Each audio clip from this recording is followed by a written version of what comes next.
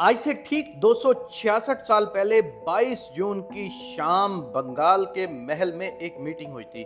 ये मीटिंग महल मालिक के पर्सनल बेडरूम में हुई थी और इस मीटिंग में 3 लोग मौजूद थे, एक अंग्रेज, एक महल का मालिक और एक उसका बेटा।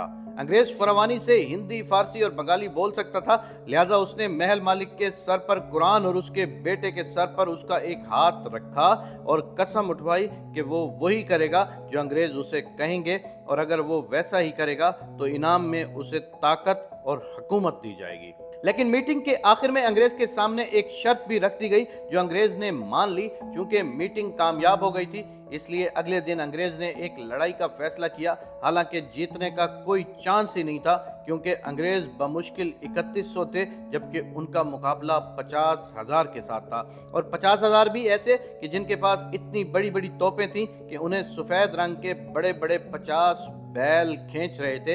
इन बैलों को बाहर में ब्रीड ही इस मकसद के लिए किया गया था कि वो लोहे की तोपें खींच सकें और हर तोप के पीछे एक बड़ा हाथी उसे धक्का दे रहा था।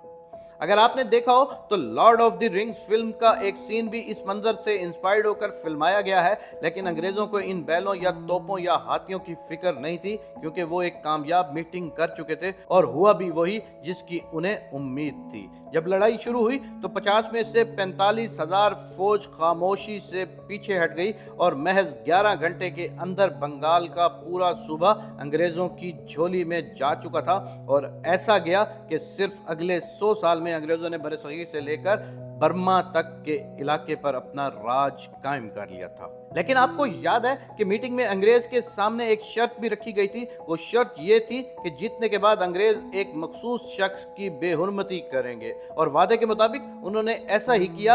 एक खास लाश को सारी रात जाफरगंज दरिया पर पड़ा रहने दिया और अगली सुबह उसे हाथी पर डालकर पूरे शहर में घुमाया गया, यहाँ तक कि जानबूझकर उसकी मां आमना बेगम के घर के सामने से भी गुजारा गया।